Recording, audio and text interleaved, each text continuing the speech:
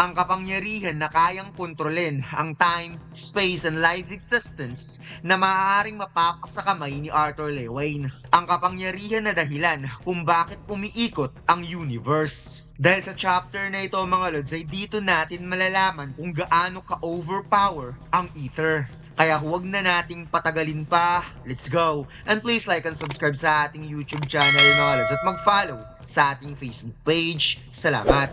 Nagsimula ang chapter na ito kung saan napatanong si Arthur sa matandang babae kung nasa Epeutos pa rin ba ang lugar na ito. Napangiti ang matanda na nagpakilala na tawagin na lamang siya sa pangalang Mir at sinabi niya na syempre nasa Epeutos pa rin sila dahil wala nang ibang lugar para maayos ang miserableng binti ni Arthur gamit ang kanyang healing mana arts. Mapapadali sana niya ang pagpapagaling kung hindi nagkabali-bali ang mga buto ni Arthur at ngayon 2 araw na ang lumipas.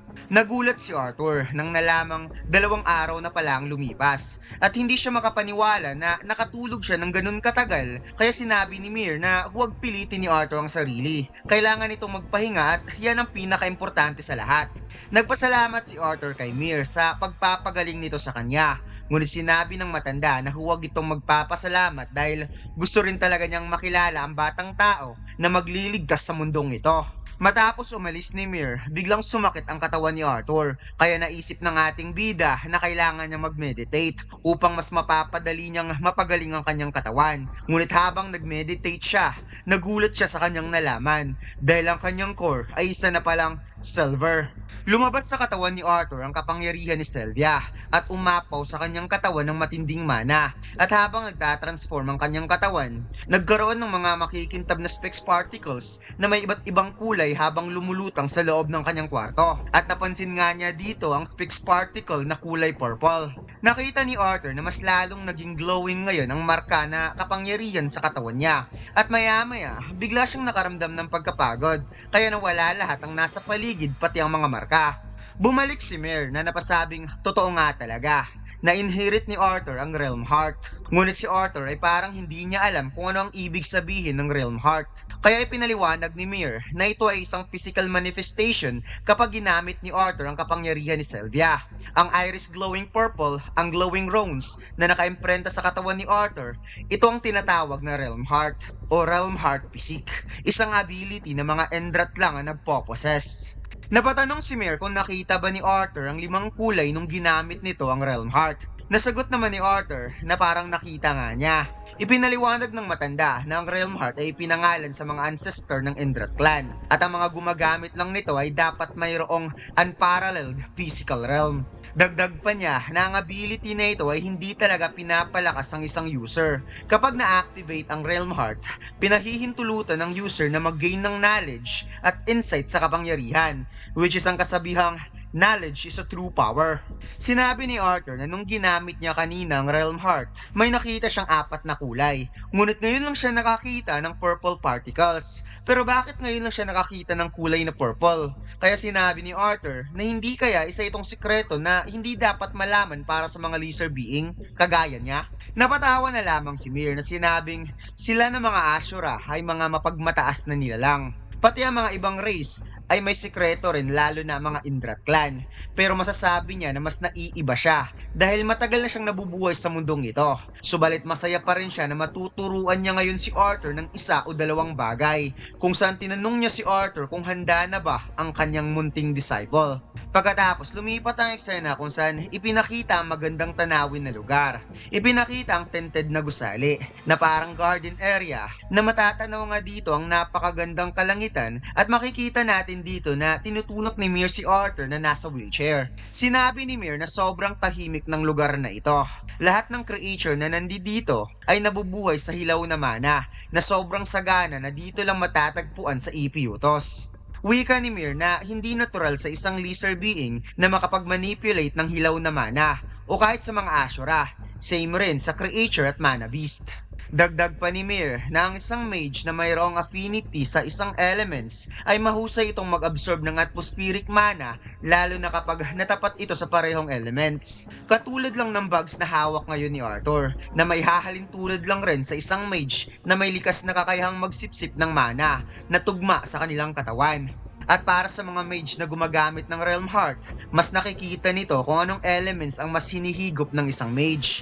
Paliwanag ni Mir na ang pagpapapino ng mana, mas maraming elemento na tugma sa affinity ang naa-absorb. Kaya ang katawan at isipan ng mage ay nagiging angkop sa bihasa ng elementong meron sila. At dahil dito, mahirap para sa isang mage na gumamit ng elements na hindi angkop sa kanyang affinity. Ngunit napakadali at natural para sa isang mage na kontrolin ng elemento na tugma para sa kanya. Itinulak ni Mir si Arthur papunta sa lamesa na parang magdi-date ang dalawa na mayroon pang kape o tsaa na nakahanda sa lamesa para makapag-usap ng maayos ang dalawa. Napatanong si Mir kay Arthur kung ano ang nalalaman nito patungkol sa Ether. Wika ni Arthur na wala gaano. Ngunit ang alam lang niya ay capable itong mag-manipulate ng time. Sinabi ni Mir na ang Ether ay sobrang naiiba kaysa sa mana. Gusto lang niyang linawin. Ang dalawang puwersa ang siyang bumubuo ngayon sa mundong ginagalawan nila. Ngunit ang Ether ay gumagana sa ibang paraan kaysa sa mana. May mga ilang nagsasabi na ang Ether ang dahilan kung bakit nabuo ang mundo, habang ang mana naman ang nagbibigay ng buhay sa mundo. At kung sisimplihin niya ang paliwanag, ang Ether ang basong hawak niya ngayon, at ang mana naman ang tubig na nasa loob. Madaling pagalawin ng tubig na nasa loob, habang ang baso naman ay mahirap baguhin ng hugis kapag hindi nababasag.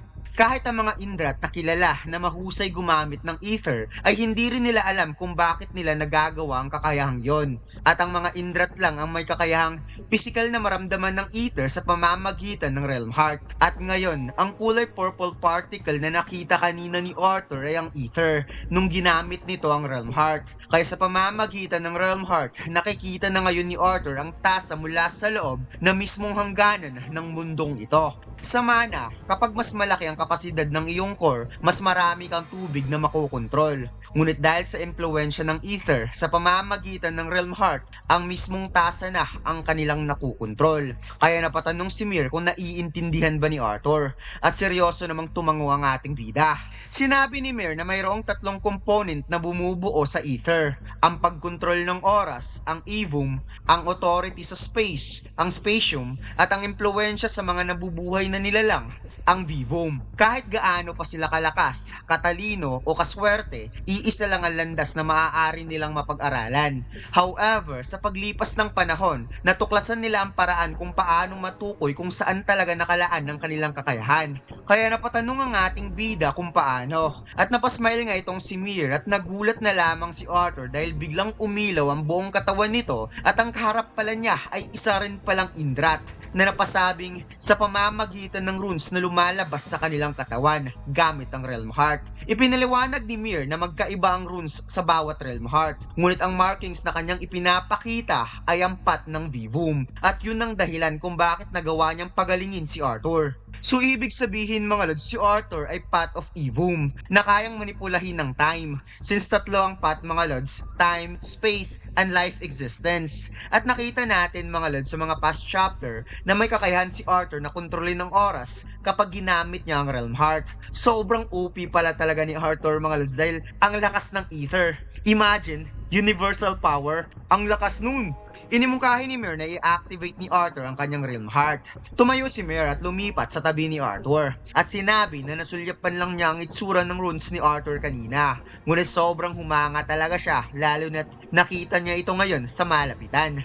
Minasdan ni Arthur ang kanyang kamay at bigla nga lumabas ang fire elements habang lumulutang na ngayon ang mga purple particles sa ere. Sumunod ang wind elements, earth elements, at ang water elements. Kaya manghang-mangha ang ating bida sa kanyang nakikita at napatanong siya na hindi man lang niya napansin ang mga purple particles na ito. Sinabi ni Mir na bilang isang tao, hindi niya masisisi si Arthur kung hindi nito kaagad napansin ang form na to. Ang Ether kasi ay sobrang naiiba sa mana at mabibigo ka lang kung susubukan mo itong kontrolin katulad kung paano mo ginagamit ang mana. At uulitin niya, isipin ni Arthur ang baso ng tubig na pwedeng inumin, ipang-gargle at idura. Ngunit napakatanga mo na kung susubukan mo itong gawin sa isang baso. Nakita ni Arthur na nilaro-laro ni Mir ang mga Ether sa kanyang kamay, kaya sinubukan din ni Arthur sa kamay niya, ngunit hindi nga ito sumunod. Kaya biglang napatanong si Arthur kung paano naiipon ni Mir ang Ether sa kamay, at paano ang isang Vivum form ay nakakapagpagaling sa mga paa niya. Tumawa si Mir at sinabihan si Arthur na maghinay-hinay lang at sinabi na matapos siyang matuklasan na ang kanyang affinity ay sangay ng buhay, pinag-aralan niya ang Vivum sa loob ng maraming siglo. However, hindi pa rin niya may paliwanag kung ano ang tunay na nais na malaman ni Arthur. Mabilis na sinabi ni Arthur na gusto niyang matuto, kaya parang nagulat si Mir at sinabi na magaling. Ang unang dapat malaman ni Arthur ay ito, hindi tulad ng mana, hindi maaaring higupin ng ether. Kaya sinabi ni Arthur na ang ibig sabihin, hindi kailangan ng core para maimpluwensyahan ng ether. Paliwanag ni Mir na ang core ay isang individual na nauugnay sa katawan sa pisikal na mundo. Ngunit bagamat ang ether ay hindi minamanipula tulad ng mana, napakahalaga pa rin ng mana core. Sinabi ni Mir na malalaman ni Arthur ang kanyang path kapag dumating na ang kanyang tamang panahon. Hindi niya alam kung ito ba ay simpleng pagkakataon lang o itinakda talaga ng kapalaran. Ngunit may dahilan kung bakit taglay ni Arthur ang kakayahang ito kahit gaano man ito kalimitado para sa iba. Wika ni Arthur na akala niya dahil ito sa will ni Sylvia. Ngunit napashake-shake sa ulo si Mir na sinabing isa yon sa parte ng rason kung bakit napapasa ni Arthur ang bigat ng ether. Ngunit hindi yun ang dahilan para magawa nitong manipulahin ang ether. Biglang napaklinch si Arthur na parang may biglang nag-sink in sa utak niya at kaagad niyang sinabi na dahil ba kaya niyang manipulahin ang apat na elemento. Kaya napasmile si Mir na napasabing exactly dahil ang pag-unawa sa apat na pangunahing elemento ay daan upang masilip ang lampas sa tubig na kahit maging transparent man ang salamin mula sa baso na siyang humahawak sa kanila ay magagawa nila itong makita. Sinabi ni Mir na maaari nang ihinto ni Arthur ang kanyang realm heart at si Arthur ay parang napaisip habang tinititigan ang baso at napatanong kung masasabi ba sa kanya ni Mir kung saang quality siya ng ether na nababagay. Napaduko si Mir na sinabing binabalaan niya si Arthur. Hindi niya mahuhulaan kung sadya bang nakukontrol ni Arthur ang ether consciously kagaya nila. Nagpoposes ito ng 4 types of elements at nakuha ni Arthur ang parehong dragon wheel at realm heart. Subalit isa pa rin itong tao na makikitang napangisngis ang ating bida kaya tumalikod na lamang siya at sinabing naiintindihan niya. Ngunit sinabi ni Mir na hindi siya sigurado kung paano nagagawa ni Arthur na makontrol ang oras. Pero hindi kailanman tinadhana si Arthur sa path ng Evum. At kahit tinataglay nito ang will ni Sylvia, hindi pa rin ito lubos na uunawaan ang pagmanipula ng ether. Ito ang dahilan kung bakit gaya ni Sylvia, si Arthur ay tinadhana upang kontrolin ng mismong hibla ng hangganang nagpapanatili sa pisikal na mundo dahil si Arthur ay isang specium genus. Ngunit malungkot na sinabi ni Arthur na gaya ng sinabi ni Mir kanina, posible pa ring hindi niya magagawang kontrolin ng kakayahang ito. Kaya napatanong siya kay Mir kung ano ang dapat niyang gawin dahil sa ngayon ang tanging alam niya ay taglay niya ang qualification ng kakayahang ito. Ngunit dahil sa isa siyang tao, hindi pa rin niya magagawang mapasa ng pasaning ito. Hinawakan ni Mir ang balikat ni Arthur dahil naawa siya. Taglay daw nito ang sobrang kahanga-hangang potensyal sa kadakilaan. Ngunit ang capacity ni Arthur ay nahahadlangan sa isang bagay na hindi niya kontrol. Hindi niya ito sinasabi para i-mock si Arthur, kundi upang ipaalala na nasa kamay ni Arthur ang kakayahang ito.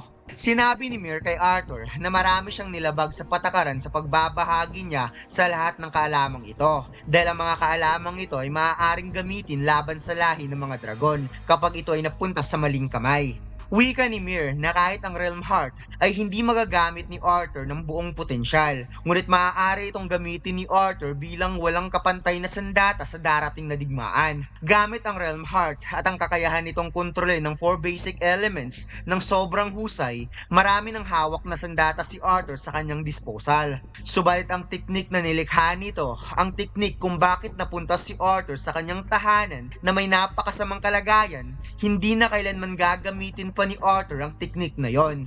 Na makikitang nag-iba talaga ang reaksyon ni Arthur mga lods dahil ang teknik na yon ay talagang pinaghirapan niya sa sarili niya lang at walang nagturo sa kanya kung paano gamitin ang Mirage Walk. At dito lang nagtatapos ang chapter na ito mga lods. Huwag mo sana kalimutan mag-like, comment at mag-subscribe sa ating YouTube channel at mag-follow sa ating Facebook page. Salamat!